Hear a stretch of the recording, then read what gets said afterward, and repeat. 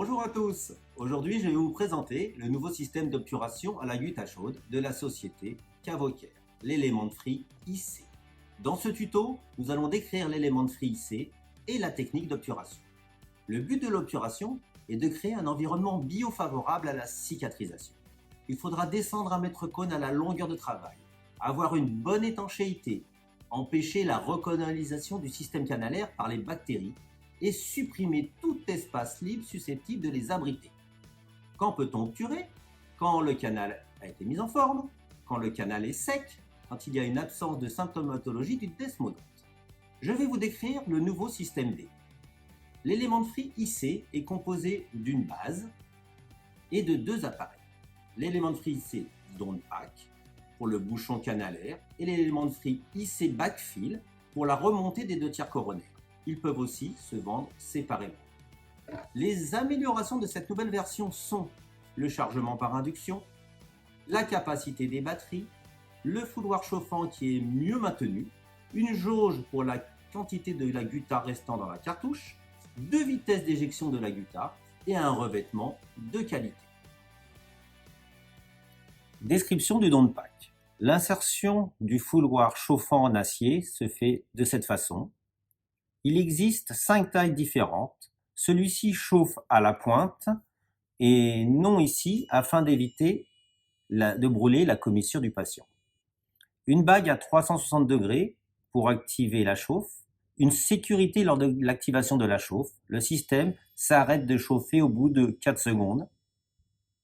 Pour chauffer à nouveau, il faut relâcher le bouton et rappuyer.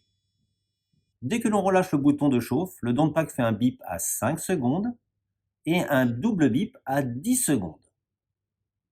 Un écran à cristaux liquides affiche la température de 200 degrés conseillée. Des boutons pour changer la température, le volume des bips et allumer ou éteindre le down pack. Description du backfill. Pour le système de remontée, on va pouvoir insérer une cartouche de gutta. Celle-ci existe en 23 gauges et 25 gauges, avec des viscosités différentes. Elle est en argent, mais depuis peu, elle existe en cartouche en laiton, plus longue et plus souple. On insère donc la cartouche de gutta en serrant la bague afin de bloquer la cartouche. On allume l'appareil. La lumière de chauffe clignote pendant environ 45 secondes afin d'arriver à température idéale. On ne veut pas injecter de la gutta quand la lumière clignote. Voici la gauge pour la cartouche de gutta.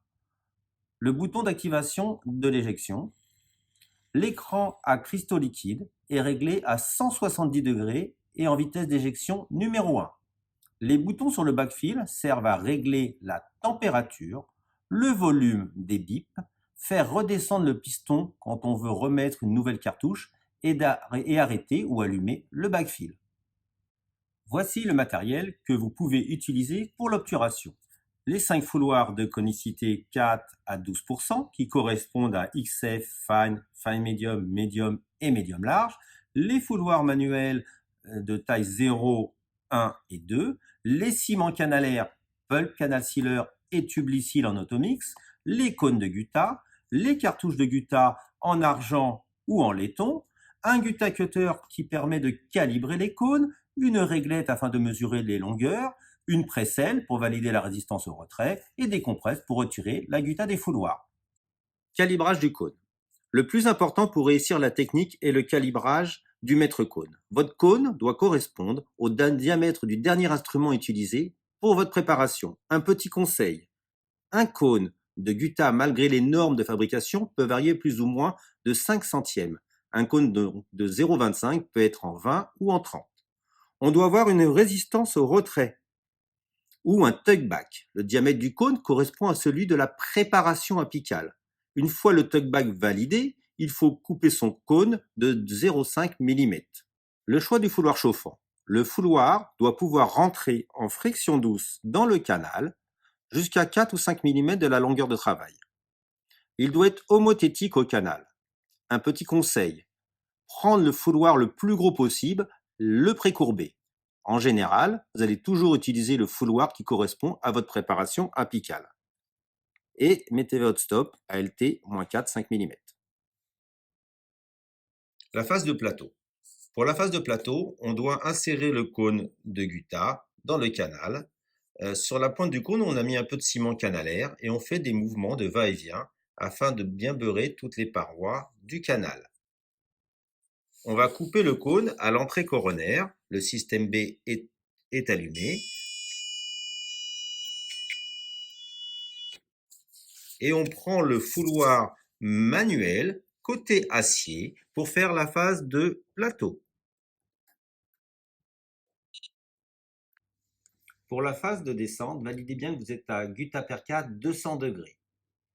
Mettre le fouloir au milieu du plateau, appuyer sur la touche et descendre en vague continue jusqu'à votre stop LT-4-5 mm. Maintenez une pression apicale pendant 10 secondes sans chauffer. Au bout de 10 secondes, au bout des doubles bips, chauffez une seconde, bougez et sortez. Rappelez-vous de cette phrase magique, chauffer, bouger, sortir. Et comme vous avez bien calibré votre cône et choisi le bon fouloir, vous allez avoir de la gutta qui reste collée sur votre fouloir. Tout de suite après, prenez le fouloir en nitty côté acier pour aller bien condenser votre bouchon apical. Pour la phase de remontée, vérifiez bien que l'élément IC est à 170 degrés et que la diode est fixe. Il faut faire sortir de la gutta de l'aiguille pour éviter les bulles d'air. L'aiguille est chaude. Mettez en contact l'aiguille en contact du bouchon apical. Attendre 4-5 secondes pour ramollir le bouchon apical et injecter un petit peu de gutta sur 2-3 mm. Ressortez votre aiguille, prenez le fouloir manuel pour condenser. Faites des ajouts de gutta successifs. C'est mieux pour pas avoir de bulles d'air. Si vous avez besoin de rajouter un peu de gutta, remettez votre aiguille, attendre quelques secondes, injectez quelques millimètres, ressortez votre aiguille et faites des ajouts de gutta successifs de 2-3 mm à chaque fois. L'avantage de cette technique de remontée, comparée au thermocompacteur ou au système à tuteur, c'est qu'elle permet de gérer la remontée si on doit faire un ancrage radiculaire. Pas besoin de remplir tout le canal, arrêtez-vous où vous voulez et vous pouvez faire dans la même séance votre empreinte. Alors, quelques astuces pour la remontée des 2/3 coronaires en utilisant l'élément de frais IC. Faites toujours sortir de la gutta chaude de cette aiguille pour éviter les bulles d'air. Cette aiguille est chaude. Quand vous allez la mettre en contact de votre bouchon apical, attendez 4-5 secondes pour ramollir le bouchon apical. Comme ça, la gutta qui sort de cette aiguille et la gutta du bouchon apical vont bien se mélanger. Troisième chose, laissez-vous pousser à l'extérieur du canal.